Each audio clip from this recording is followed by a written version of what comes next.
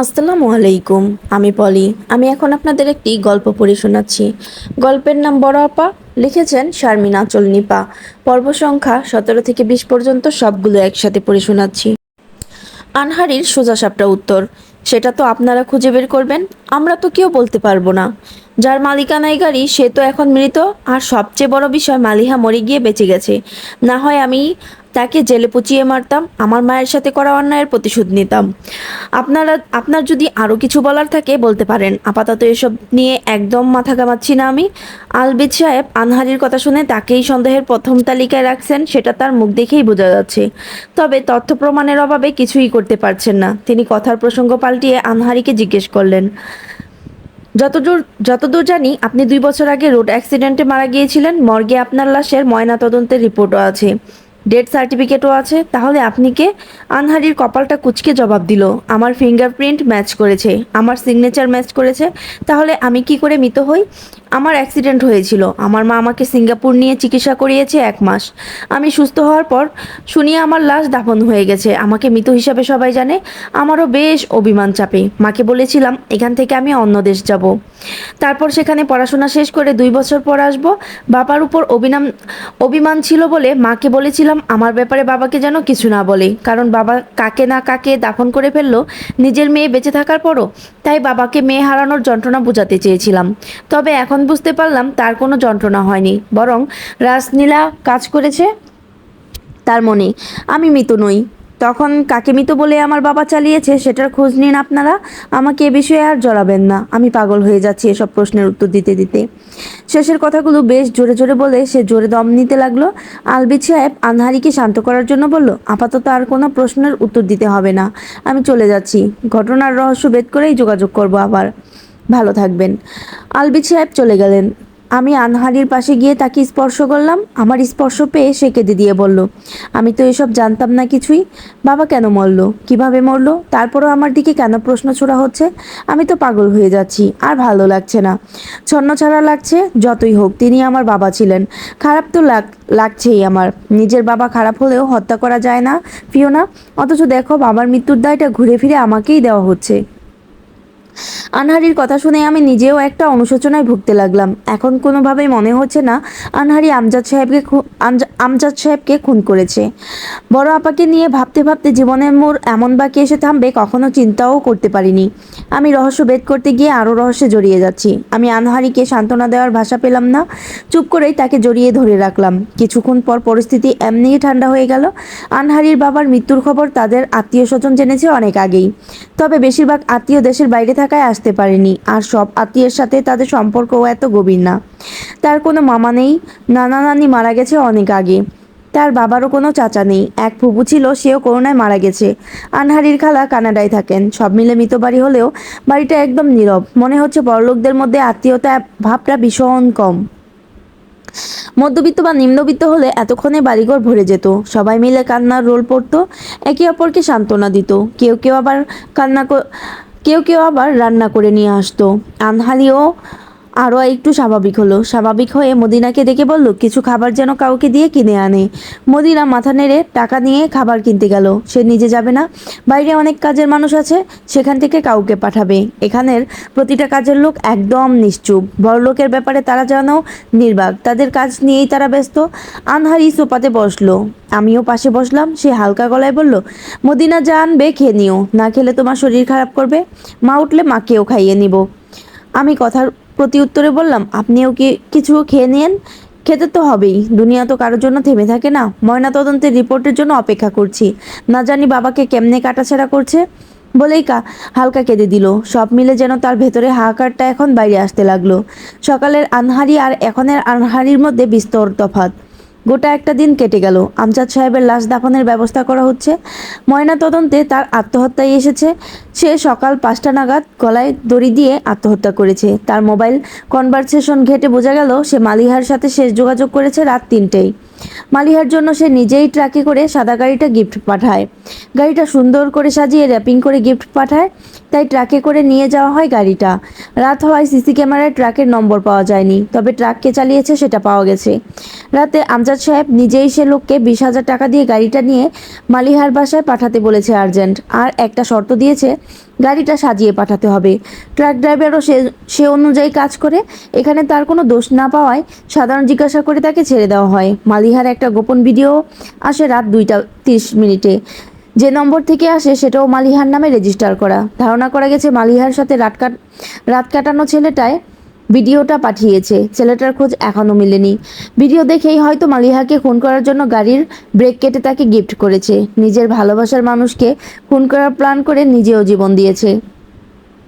এতটুকুই ধারণা এবং তথ্যের ভিত্তিতে প্রমাণ করা গেছে। আমি এসব শুনে ভাবতে লাগলাম মানুষের ধারণা আর সত্যের মধ্যে কত ফারাক। অথচ আমি নিজের চোখে দেখেছি আমজাদ সাহেব গাড়ির ব্রেক কেটেছে আনহারিকে মারার জন্য। অথচ সকাল হতে না হতেই ঘটনার কি রোমাঞ্চকর মোড় নিল। মন চাচ্ছে মুখ ফুটে আমি সবটা বলি, তবে সাহসে কুলাচ্ছে না। থানা পুলিশ আমি ভীষণ ভয় পাই। আলবিদ সাহেব আনহারিকে সকল তথ্য দিয়ে লাশ হস্তান্তর করে চলে গেলেন। আমজাদ সাহেবের লাশ দাফনের জন্য কবরস্থানে নেওয়া হলো। স্বাভাবিক নিয়মেই তার লাশ দাফন হলো, অথচ আপার লাশটা জঙ্গলে কবর দিতে হয়েছিল। সে করুণ দৃশ্য আমার চোখে ভাসতেই আমার চোখ গড়িয়ে পানি নামে। টাকার কাছে যেন সবাই নত হয়। দেখতে দেখতে একটা সপ্তাহ কেটে গেল। লাবণী জোহা তার স্বামীর মৃত্যুতে যতটা না কাতর, তার চেয়ে বেশি কাতর তার স্বামীর বিশ্বাসঘাতকতায়। পরিস্থিতি এখন অনেকটা স্বাভাবিক। আমার পরিবারের সাথে আমার যতবার কথা হয়েছে আমি বেশ স্বাভাবিকভাবেই বলেছি। তাদের বুঝিয়েছি আমি আমার চাকুরির জায়গায় ভালো আছি। এবার আমাদের কুরগাঁও যাওয়ার পালা। কাল সকালেই কুরগাঁও যাওয়ার জন্য রওনা দিব আমরা। পরিকল্পনা তো আগেই ছেদ ছিল, এখন একটু মডিফাই করা হয়েছে কেবল। আমার মনে এটাই বাজছে, আপার ছবিটা যে পাঠিয়েছে সে কি এখন কুরগাঁও আছে? তার নাম কি? সেখানে গেলে কি তাকে খুঁজে পাবো? আনহারিকে গ্রামের মানুষ দেখে কিভাবে নেবে? কি হবে? আপার অত্যাচারকারীরা কেমন আছে? গ্রামটা কি আগের মতোই আছে? এসব ভাবতে ভাবতেই ঘুমিয়ে গেলাম। সকালটা শুরু হলো 1 কাপ চা দিয়ে। চা নাস্তা করে লাবণী জোহাকে বলে আমরা বের হলাম। গাড়িটা রওনা দিয়েছে কুরগাঁওয়ের দিকে। ঠিক সে সময়েই গাড়ির পাশ ঘেঁষে সেই কালো বিড়ালটা দৌড়ে গিয়ে মিলিয়ে গেল। আমার ভেতরে প্রশ্ন জাগলো, এই বিড়ালটাকে কেন আমি বারবার দেখছি? এটা কিসের সংকেত? ঠিক তখনই গাড়িটা চলতে শুরু করলো। তবে বিড়ালটাকে আবার গাড়ির সামনে দেখলাম, একইভাবে এসে মিলিয়ে গেছে। কত শত প্রশ্ন মনে আসছে, তবে সেটাকে একদম পাত্তা দিলাম না। পাত্তা দিলেই প্রশ্নের বেড়াজালে আটকে যাবো, তাই নিজেকে সামলে নিলাম। গাড়িটা আপন গতিতে চলছে। ঢাকা থেকে কুরগাঁও বেশ দূরে। সীমান্ত ঘেঁষে কুরগাঁও গ্রামের অবস্থান। বেশ সাজালো গুছালো পরিপাটি গ্রাম। গ্রামের অধিকাংশ লোকেই গরিব। দুলাভাইরাই ছিল গ্রামের সবচেয়ে ধনী লোকদের মধ্যে একজন। তবে আপার সুখ মেলেনি। টাকায় কখনো সুখ হয় না, সুখ কপালে থাকা লাগে। সুন্দরী মেয়ের কপালে যে সুন্দর হবে তার কোনো ভরসা নেই। জগতে অনেক কালো মেয়েকে দেখেছি বড় ঘরে বিয়ে হতে, স্বামীর ভালোবাসা পেতে, শ্বশুরবাড়ির সম্মান পেতে। কিন্তু অনেক ফর্সা সুন্দর মেয়েকেও দেখেছি বড় আপার মতো যন্ত্রণা পেতে। এ সমাজে আরেকটা ভুল প্রচলিত, সবাই মনে করে মেয়ে ফর্সা মানেই কপাল ভালো, ভালো করে বিয়ে হবে। কালো মানেই এ মেয়েকে নিয়ে অনেক ভুগতে হবে। অথচ কপাল আল্লাহ লেখেন, সুখ দুঃখ কালো ফর্সায় হয় না, বিয়েও কালো সাদার উপর নির্ভর করে না, নির্ভর করে আল্লাহর উপর। যার রিজিক যেখানে আছে সেখানেই হবে। এটা নিয়তির লেখা, এটা খণ্ডানো যাবে না। এই যে আমি দেখতে দুধে আলতা, আমার গায়ের রং একদম ফর্সা, পড়াশোনায়ও ভালো আমি, রেজাল্টও ভালো আমার, চাকরি প্রস্তুতি নিচ্ছি, চাকরি হয়তো হয়েও যাবে। তবে এসবগুলো গুণ ঢাকা পড়ে গেছে আমার বড় আপার মৃত্যুকে ঘিরে। মনে মনে হচ্ছে বড় আপার ডিভোর্স মৃত্যুটা ভুল।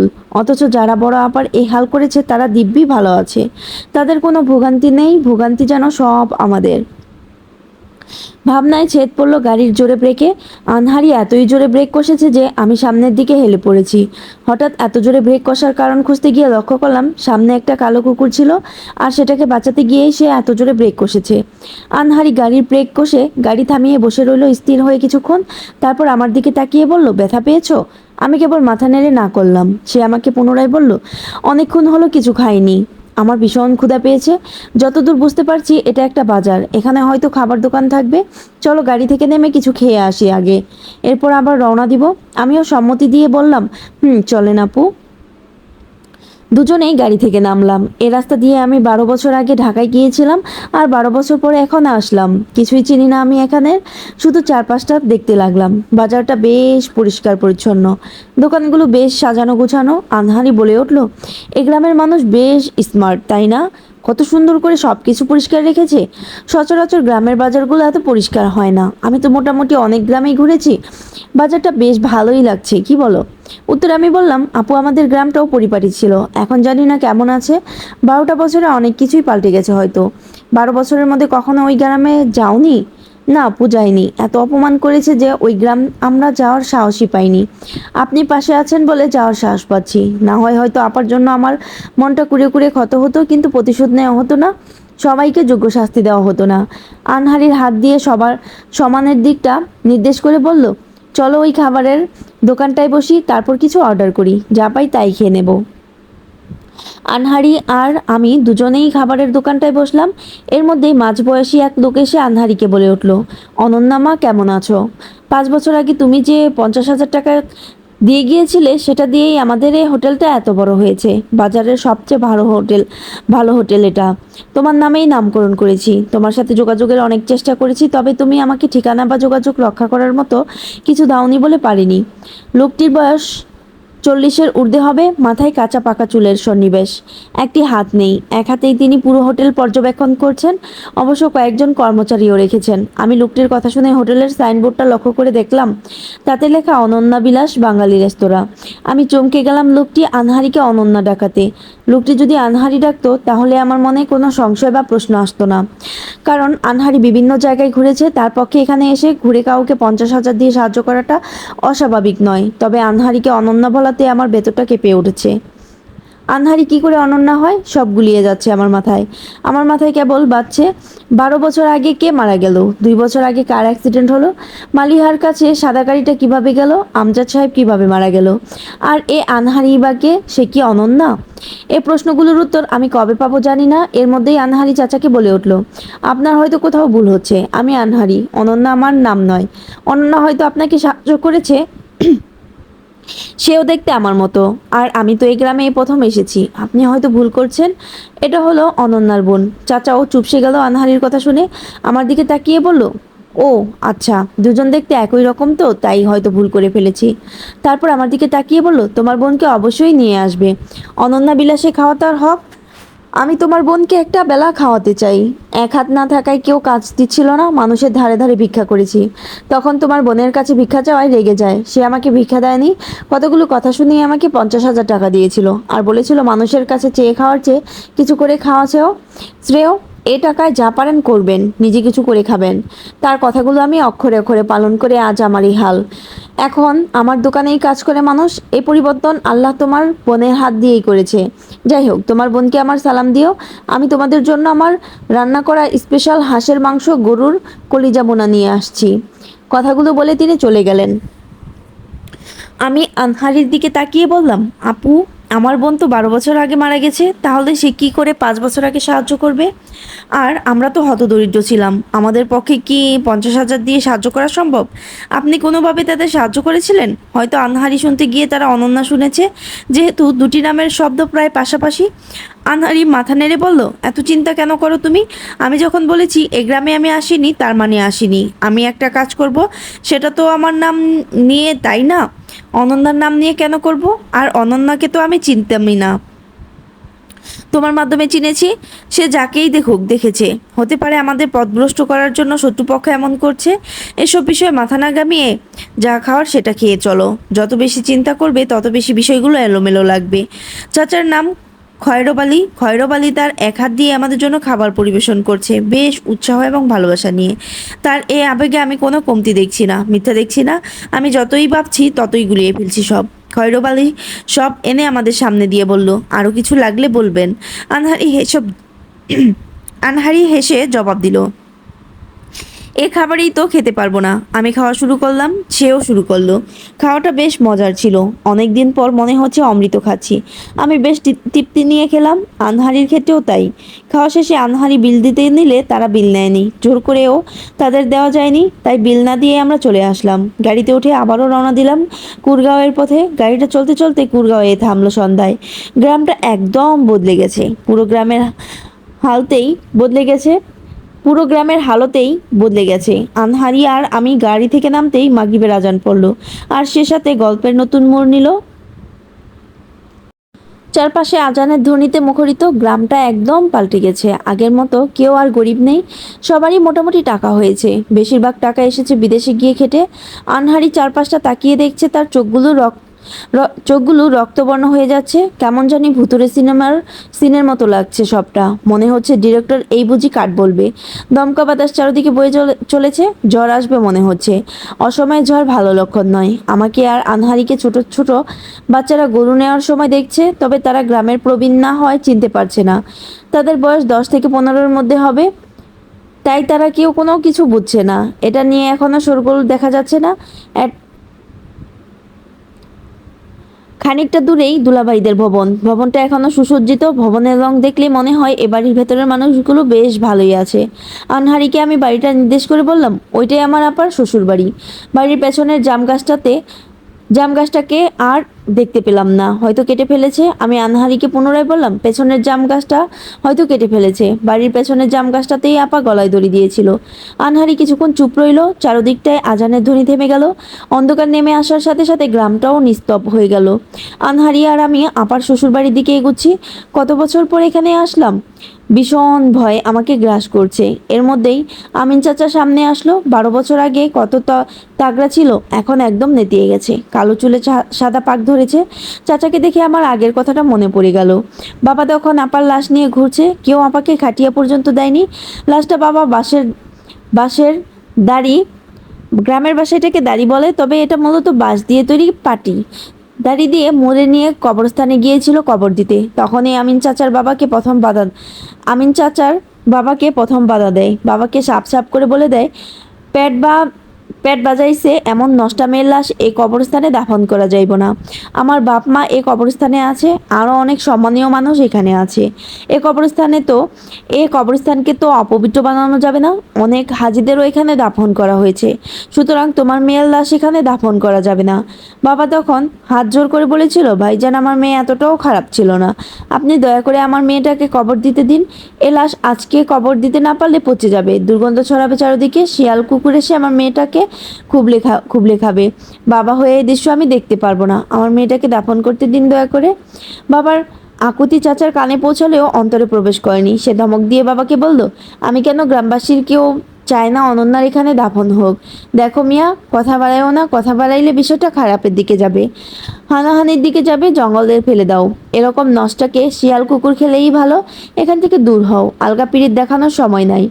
বাবা অনন্যার লাশটা ধরে নিয়ে গেল সোজা জঙ্গলে। সেখানে আপাকে খুঁড়ে কবর দিল।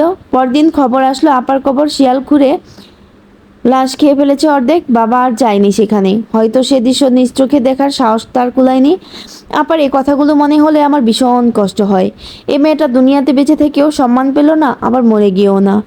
আমিন চাচাকে দেখে আনহারি বলে উঠল, কেমন আছেন চাচা, ভালো আছেন? চাচি কেমন আছে? 12 বছর পর গ্রামে আসলাম আপনাদের খোঁজ নিতে। চাচা আনহারির দিকে তাকিয়ে চুপসে গেল। অস্থির গলায় জিজ্ঞেস করলো, কে তুমি?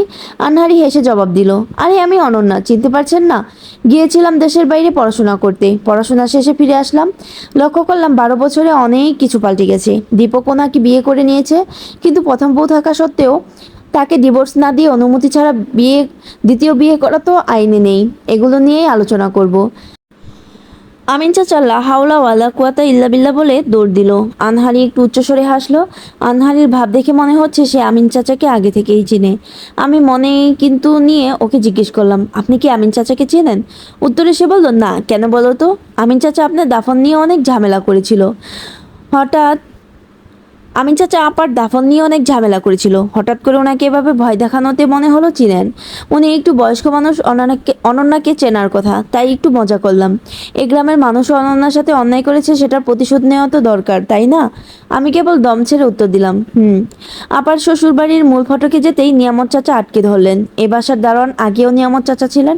এ চাচায় আপার নামে প্রথম দুর্নাম রটায়। আপার পরকীয়া আছে এরকম বার্তা গ্রামবাসীর নিকট এ চাচাই রটিয়ে বেরিয়েছিল। সেদিনের স্মৃতি আবারও চোখে ভেসে উঠল। আপাকে নিয়ে সালিশ বসে। আপা বারংবার বলতেছিল, আমি সংসার করতে চাই, আমার কোনো সমস্যা নেই, তবে ওনার পরকীয়া আমি মানতে পারছি না। ওনাকে বলেন এসব বাদ দিতে, আমার সাথে মন দিয়ে সংসার করতে। তখন আপার জামাই বলেছিল, আমি এই মেয়ের সাথে সংসার করব না। এ মেয়ে আমার আড়ালে পরপুরুষের সাথে ফষ্টি নষ্টি করে। আমি তো বোকাশোকা এতদিন ধরতে পারিনি। নিয়ামত নিজ চোখে দেখে আমায় বলেছে। বিশ্বাস না হলে নিয়ামতকে জিজ্ঞেস করেন। তখন এ নিয়ামত চাচাই জোর গলায় বলেছিল, পেছনের দেয়াল দিয়ে এক অপরিচিত ছেলেকে আমি ঢুকতে দেখেছি এ মেয়ের ঘরে। সাহেব একদম সত্যি কথা বলছে। আপা শুধু অজরে কেঁদে তাকে বলেছিল, চাচা আমার নামে এত বড় অপবাদ দিতে আপনার বুক কাঁপলো না? আমি তো এমন কিছু করিনি। কেন এত কেন এত বড় মিথ্যা বলছেন? নিজের মেয়ে হলে পারতেন। তিনি নাক সিটকিয়ে জবাব দিলেন, আমার মেয়ে এত বড় নষ্টা না, ভুলেও আমার মেয়ের সাথে তুলনা করবে না। একে তো পাথর নিক্ষেপ করে মারা দরকার। সেদিন সালিশে সবার সামনে আপার পরকীয়ার সুস্পষ্ট প্রমাণ পাওয়া যায়নি, তবে আপার ডিভোর্সের পরোক্ষ কারণ হিসাবে এটা ধরা হয় এবং এর সাক্ষী হিসাবে নিয়ামত চাচাকে রাখা হয়। আনহারি আমার পেছনে, আমি সামনে গেলাম নিয়ামত চাচার। আমাকে দেখেই তিনি পথ আটকে বললেন, কে আপনি, কার কাছে যাবেন? অনুমতি ছাড়া প্রবেশ নিষেধ। আমি ফিওনা, দীপক ভাইয়ার কাছে এসেছি, আমাকে ঢুকতে দিন। উনি অনুমতি না দিলে ঢুকতে দিব না, ওনাকে কল করেন। ঠিক সে মুহূর্তে আনহারি পেছন থেকে এসে বলল, নিয়ামত চাচা, আমি দীপকের বউ অনন্যা, আমার নিশ্চয়ই এ বাড়িতে ঢুকতে পারমিশন লাগবে না। ফিওনাকে হয়তো চিনতে পারছেন না, আমাকে তো চিনতে পারছেন। ভালো করে দেখেন আমাকে, আর গেটের সামনে থেকে সরেন। অনেক দূর থেকে এসেছি, ভীষণ ক্লান্ত আমি। নিয়ামত চাচা আনহারিকে দেখে স্তব্ধ হয়ে গেল। এক পলকে তাকিয়েই আছে কেবল। কিছুতেই সে বলতে পারছে না, মনে হচ্ছে গলা দিয়ে আওয়াজ বের হচ্ছে না।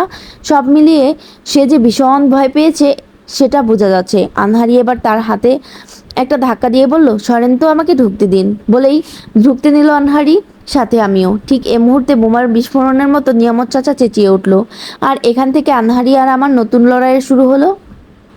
নিয়ামত চাচার চিৎকার শুনে ভেতর থেকে সবাই হৈ হৈ করে বের হলো। আবার ননদ আঞ্জুমান সবার প্রথম বের হলো। আঞ্জুমানও বেশ নেতিয়ে গেছে, বুড়ি হয়ে গেছে বোঝা যাচ্ছে। তার সাথেই একটা ছোট বাচ্চা মেয়ে দাঁড়ানো। মেয়েটির বয়স 7 বছরের মতো হবে, হয়তো এটা আঞ্জুমানের সন্তান। আঞ্জুমানের সাথে তার জামাই বের হয়েছে। আপার শাশুড়ি বের হয়েছে পরপরই। আপার শাশুড়ি বেশ বৃদ্ধ হয়ে গেছে। এতটুকু রাস্তা আসতে তার ভীষণ সময় লেগেছে। আগের মতো শক্তি হয়তো তার শরীরে নেই। একটা সময় সবাইকে এই অবস্থানে যেতে হয়, কিন্তু জোয়ান অবস্থায় এটা সবাই ভুলে যায়। আপার কষ্টের মূল কাহিনী রচনা করেছিল এই মহিলা। সব বৃদ্ধ দেখলে সম্মান আসে না মন থেকে, কিছু কিছু বৃদ্ধ দেখলে বমিও আসে, ঘৃণাও আসে। তার মধ্যে একজন হলো আপার শাশুড়ি। দীপক ভাইও এসেছে, সাথে একটি মেয়ে নিয়ে। কম বয়সী মেয়ে, বুঝতে পারছি না এটা কে। দুলাভাই যাকে বিয়ে করেছিল সেটা অন্য মেয়ে ছিল। এই মেয়েকে, এটাই জানার বিষয় এখন। সবাই এসে প্রথমে নিয়ামত চাচার দিকে তাকিয়ে জিজ্ঞেস করলো, কি হয়েছে? এভাবে চেঁচিয়ে উঠলি কেন? ভর সন্ধ্যা এভাবে চিৎকার করার মানে কি? নিয়ামত চাচা ঢুক গেলে আনহারির দিকে ইশারা করলো। এবার সবাই আনহারি দেখে চমকে গেল। আঞ্জুমানের স্বামী সেখানেই ফিট হয়ে পড়ে গেল। শাশুড়ি স্তব্ধ হয়ে তাকিয়ে আছে। দীপক হাঁ করে তাকিয়ে থেকে আমতা আমতা করে জিজ্ঞেস করলো, অনন্যা তুমি বেঁচে আছো? আনহারি হেসে জবাব দিল, আপনাকে সারপ্রাইজ দিব বলেই বেঁচে আছি। বাইরে থেকে পড়াশোনা শেষ করেছি। আমি আবার কবে মরলাম? তাহলে আম গাছে কে গলায় দড়ি দিয়েছিল? আনহারির হেয়ালি উত্তর, সেটা আমি কিভাবে জানবো কে না কে গলায় দড়ি দিয়েছে? এ বিষয় নিয়ে আমি তো স্টাডি করিনি, আমি উপস্থিতও ছিলাম না। জলজ্যান্ত একটা মানুষকে জিজ্ঞেস করছেন বেঁচে আছে কিনা? আসতাম না আপনাদের এখানে। তবে ডিভোর্স যেহেতু হয়নি, সেহেতু নিজের প্রাপ্য অধিকার তো আদায় করতে হবেই। না হয় আপনাদের মতো মানুষদের উপর আমি থুতু মারতাম। যাই হোক, অনেক দূর থেকে এসেছি, আমি এখন ক্লান্ত। যা কথা বলবো রাত 10টার পর। কে জাম গাছে মরেছিল খুঁজে বের করেন। আর সব থেকে বড় কথা, আমার পরিবারের সাথে এত বড় অন্যায় করা হয়েছে, এটার জবাবদিহি তো পুরো গ্রামবাসীকে দিতে হবে। আর কাকে জাম গাছে ঝুলিয়ে হত্যা করেছেন সেটার উত্তর আপনারা পুলিশকে দিবেন। আমি সব কিছুর ব্যবস্থা করে আসব। আমার সাথে যদি আগের মতো একটা অন্যায় করার চেষ্টা করেছেন, আমি একদম ভেঙে গুড়িয়ে দেব। সামনে থেকে সরেন, ঘরে যাব। কম বয়সী মেয়েটা কথাগুলো শুনে কাঁদতে কাঁদতে বলতে লাগলো, আপনার বউ মারা গেছে বলেছিলেন, তার নাম তৃণা ছিল। তাহলে এ অনন্যা কি করে আপনার বউ হয়? আমি গরিব ঘরের মেয়ে বলে বাবা মা বিয়ে দিয়েছে আর এত বড় অন্যায় আমার সাথে করলেন, কত অপমান কষ্ট সহ্য করি আর আমাকে এভাবে ঠকালেন। মেয়েটির কথা শুনে দুলাভাই মেয়েটির চুলের মুঠি ধরে বলতে লাগলো, আরে মাগি চুপ কর, তোর মাগিগিরি পরে করলেও হবে, এ মেয়ে তো মারা গেছে, বিয়ে তো আমি অনেকগুলো করেছি, তোকে বলেছি একটার কথা, বেশি ইত্রামি করলে তোকেই আমি জাম গাছে ঝুলিয়ে দেব। আরও কিছু বলতে নিবে এমন সময় আনহারি দুলাভাইয়ের হাতটা চেপে ধরে ডান দিক থেকে বাদিকে ঘুরিয়ে দিল। হাতটা মটমট করে একটা শব্দ হলো, মনে হচ্ছে হাতটার হাড় ভেঙে গেছে। তারপর জোর গলায় বলল, কাপুরুষ কোথাকার, মেয়েদের গায়ে হাত তুলে নায়ক সাজতে চাস? কুলাঙ্গার কোথাকার, নারী নির্যাতনের মামলা ঠুকে দেব, আর একবার যদি কোনো মেয়ের গায়ে হাত তুলতে দেখেই হাত ভেঙে দেব। এক বউ থাকতে আরেকটা বউ বিয়ে করার সময় মাথা ঠিক ছিল না? আর তোর বউ সব মারা যায় কেন? এর আগেও আরো দুটো বিয়ে করেছিস আমাকে রেখে, সব জবাব কিভাবে দিবি সেটা রেডি কর। একে তাকে মেরে কালপুরুষ না হয়ে। দীপক চুপসে গেল আনহারির কথা শুনে। আনহারি শাশুড়ির শরীরের শক্তি কমে গেলেও গলার জোর কমেনি। সে জোর গলায় বলে উঠল, তুই বাচ্চা থাকস মন চায় মইরা উইঠা আইসস, সেটা দেখার বিষয় না। তোরে তো আমার পুত তালাক দিছে, তাইলে এই বাড়িতে তোর কোনো জায়গা কেমনে হইব? বুড়ি যেন ঠিক জায়গায় পয়েন্টটা ধরেছে। সকল প্রাণ কি তাহলে বেঁচতে যাবে? এটাই ভাবতে লাগলাম আমি। আপার সারাসারি গ্রামবাসীর সামনে হয়, তাহলে তো তালাককৃত বউয়ের কোনো অধিকার থাকে না। তবে আনহারি তার বুদ্ধি দিয়ে উত্তর দিল, আমাকে ছেড়েছে তার কোনো ডকুমেন্টস আছে? আমার কাছে তো আমার বিয়ের ডকুমেন্টস আছে। ডিভোর্স দিলে তো ডকুমেন্টস লাগে, সেটা কোথায়? আর ডিভোর্স বললাম, দিয়ে দিলাম আর হয়ে গেল? আমাকে 12 বছর গুম করে রাখার অভিযোগ আসবে আপনাদের উপর। আমার সাথে যেদিকেই পারবেন সেদিকেই পথ থুবড়ে পড়বেন। সব কিছু নিয়েই যুদ্ধে নেমেছি, যা করার করেন, আপাতত আমাকে আর বিরক্ত করবেন না। এরপর আঞ্জুমানের কাছে যেতেই সে ভয়ে কাঁপতে লাগলো। আনহারি তার কাঁপুনি দেখে বলল, ভয় তো আমার পাওয়ার কথা আপনিই পাচ্ছেন যে। যাই হোক, পুরনো হিসাব নিকাশ না হয় পরেই করব, আপাতত নিজের স্বামীর জ্ঞান ফেরানোর ব্যবস্থা করেন আপা। এরপর আনহারি আমাকে ডেকে বলল, ফিওনা আমার সাথে আসো, অনেকক্ষণ জার্নি করে এসেছি, আমার মাথাটা বেশ ধরেছে। আমি আনহারির সাথে সাথে গেলাম। এখানের কেউ আমাকে চিনেছে বলে মনে হয় না। নিজের পরিচয়টা পরেও দেওয়া যাবে, আপাতত কাহিনী পর্যবেক্ষণ করতে থাকি। আঞ্জুমানের হাজব্যান্ডকে দীপক আর নিয়ামত চাচা ধরে ভেতরে নিল, জ্ঞান ফেরানোর জন্য পানির ঝাপটা দিল। দীপকের বর্তমান স্ত্রীর নাম পিয়ালি। পিয়ালি সোফায় বসে কাছে। আমি যতদূর বুঝতে পারলাম, কয়েকদিন পর পর বউ পাল্টানো দীপকের একটা স্বভাব, আর পরিবারও এটাকে বেশ সাপোর্ট করে বোঝা যাচ্ছে। 12টা বছর কেটে গেল, গ্রামের কত কিছু পাল্টালো, তবে পাল্টালো না কেবল এই পরিবারের ব্যবহার। আপার নানি শাশুড়িকে চোখে পড়ল না, হয়তো গত হয়েছেন। আনহারি আর আমি দীপকের রুমেই প্রবেশ করেছি। আনহারি দীপকের রুমের বিছানাতে শুয়ে পড়ল। চোখ বন্ধ করে শুয়ে আছে সে। আমি কেবল ভাবতে লাগলাম, এরপর কি হতে চলেছে? এটা কি ইতিবাচক দিকে যাবে নাকি নেতিবাচক দিকে? সাথে খুঁজতে লাগলাম সে লোকটিকে, যে এ সময় আপার পেন্টিং করা ছবিটা আমাকে পাঠিয়েছে। সে কি এই গ্রামেই আছে এখনো? কত শত চিন্তা আমার মনে বাসা বাঁধছে। সে সাথে ভয়ে তো আছে, আর কিছু প্রশ্নের বেড়াজালেও আটকে যাচ্ছি। সব মিলে কেমন অশান্তি কাজ করছে আমার মনে। তবে আনহারিকে দেখে একদম তা লাগছে না। বেশ রিল্যাক্স হয়ে সে শুয়ে আছে, কপাল কুঁচকে চোখ বন্ধ করে রেখেছে সে। আপাও ঠিক এভাবে শুয়ে থাকতো। আনহারির সাথে বড় আপার কত মিল, অথচ দুজনের জন্ম দুদেশের দুজনের জন্মদিনেও 17 দিনের মতো ব্যবধান। এ দুজন যমজ হওয়া অকল্পনীয়। মাঝে মাঝে মনে হয় আনহারির ভেতরে আপার আত্মা ভর করছে, তবে সেটাও নিমেষে ভুল প্রমাণ হয় বিজ্ঞানের দিক চিন্তা করলে। সব মিলে বিষয়গুলো নিয়ে আমি যতই ভাবি, ততই আমার ভেতরটা একটা প্রশ্নের উত্তর খুঁজতে গিয়ে হাজার প্রশ্ন জেগে বসে। আধা ঘন্টার মতো কেটে গেল। বাইরে থেকে চিৎকার চেঁচামেচির আওয়াজ শুনতে লাগলাম। আমি কিছুটা অস্থির হয়ে বের হলাম, সাথে সাথে আমার ভেতরটা কেঁপে উঠল। তাহলে কি আমরা হেরে যেতে চলেছি? এই এই ছিল বড় আপার 17 থেকে 20 পর্যন্ত সবগুলো পর্ব একসাথে।